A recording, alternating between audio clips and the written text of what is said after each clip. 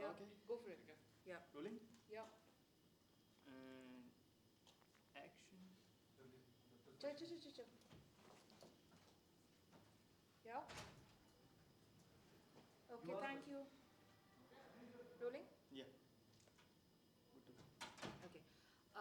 Josh, we're talking about injuries in cricket. You're a fast bowler, and fast bowlers usually tend to be very prone to injuries. Often careers get cut short. Can you tell us a little bit about fast bowlers being the pack of cricketers who are more prone to injuries and why?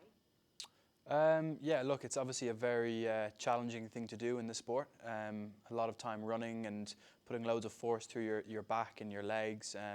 Thankfully, I've been pretty lucky not to have too many serious injuries, but touch wood, there's nothing serious down the line. But yeah, no, I've definitely heard some stories of people who've had their careers cut short. Um, and while it's great that there've been nothing major for you so far, is there any time when there was an injury that perhaps um, forced you to take some time off cricket? Can you tell us about that? Yep, I tore ligaments in my elbow a couple of years ago. I had an injection, had a couple of scans. I was out for on and off for about a year, and it really hampered my career for a year or two. I have to wear an elbow sleeve now every time I play. I haven't played a game where I haven't worn it in 2 years now, and it's always in the back of my mind when I'm playing. So wearing that elbow sleeve is something I can't do now, and something I'll have to do for the rest of my career. What does staying out of the game, like you said, for a year or two, it hampered your cricket career? What does staying away from the game mean for an athlete? Because you're always outside, you're used to the outdoors, and suddenly you're restricted maybe from what you do normally. What does that mean physically for an athlete and mentally as well? Yeah, it's tough because you see your teammates and your friends traveling the world and being away on tour and playing in these competitions or for your country or whatever it may be, and earning a living. Let's be real, like we do this for a living. So when you're stuck in the gym and doing your rehab and not really feeling like you're part of the team, it can be tough mentally and physically. But it's just about how you sort of approach it. And me personally, it gave me sort of a goal to get back to where I was, and yeah.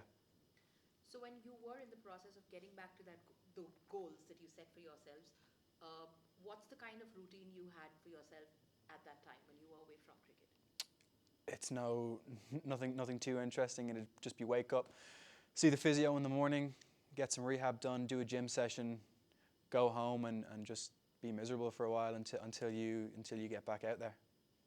And as a professional athlete, and knowing that you can be can be injured at any point, what are the things you generally are mindful about to be as careful as you can in situations that you can control? Big one for me is avoiding alcohol.